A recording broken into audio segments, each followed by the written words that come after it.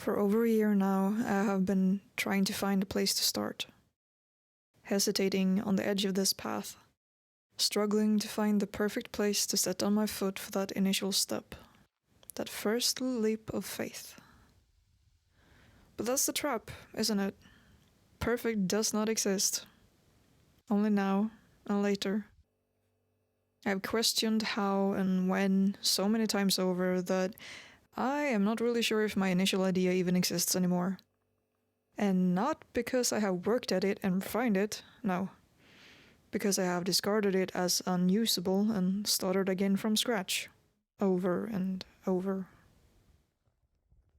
For a while, I even gave it my all.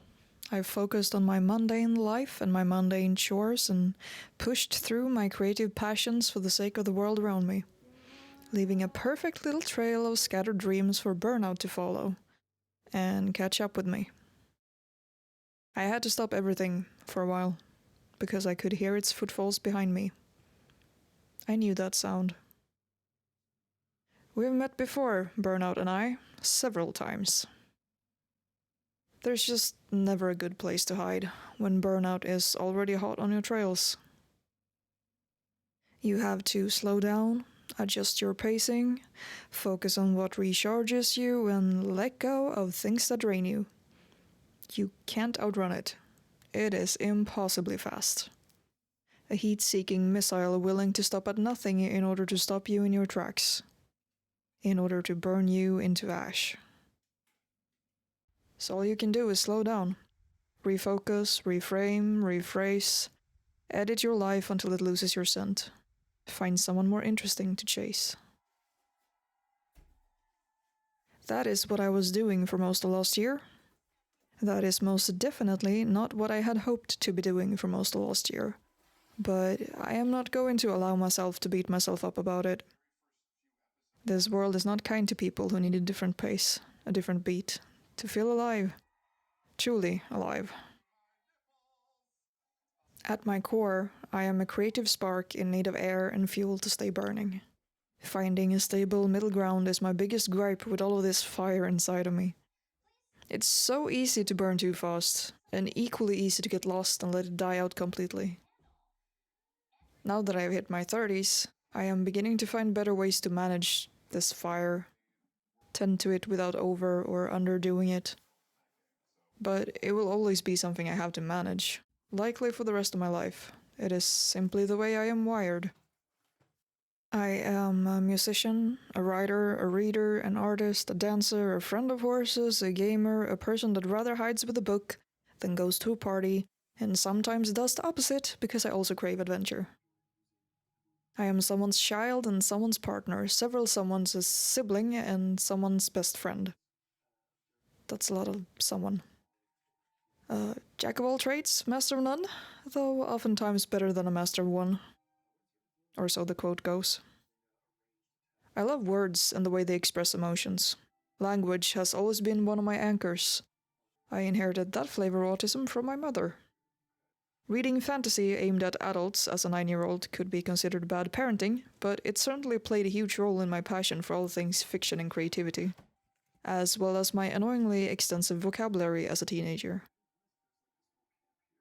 Not saying this to brag about how cool I am, or was, or will be, but saying this to paint a picture of who I was, am, and could become. There are plenty of people like me. I've seen you. You exist. In corners of the internet and on the globe. That is part of why I want to extend myself to the public like this.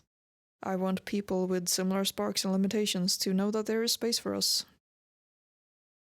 There is a hamster wheel. You do not have to use it. It can be good for building momentum, especially for people like me that are considered late to get started. Though late is generally a word I would not use in this context. I started as early as anyone else. My path has just looked different. I work a mundane job in order to cover the cost of being alive. A necessary thing by today's standards. Still, my dreams persist. Dreams of true freedom, dreams of doing things for myself, my loved ones, the world I care so deeply for, rather than racing with time to earn someone else their pocket money. This world is so full of options and limitations, rules to follow and unwritten rules to break. Plenty of rules that are written to break too, but choose the right ones. I guess that's what I'm here to explore. Which unwritten rules I'd like to discard. I am already non-binary, asexual, and neurodivergent. An enigma to a lot of people, trust me. I'm not scared to express myself, most of the time, but I find myself hesitant when it comes to being perceived.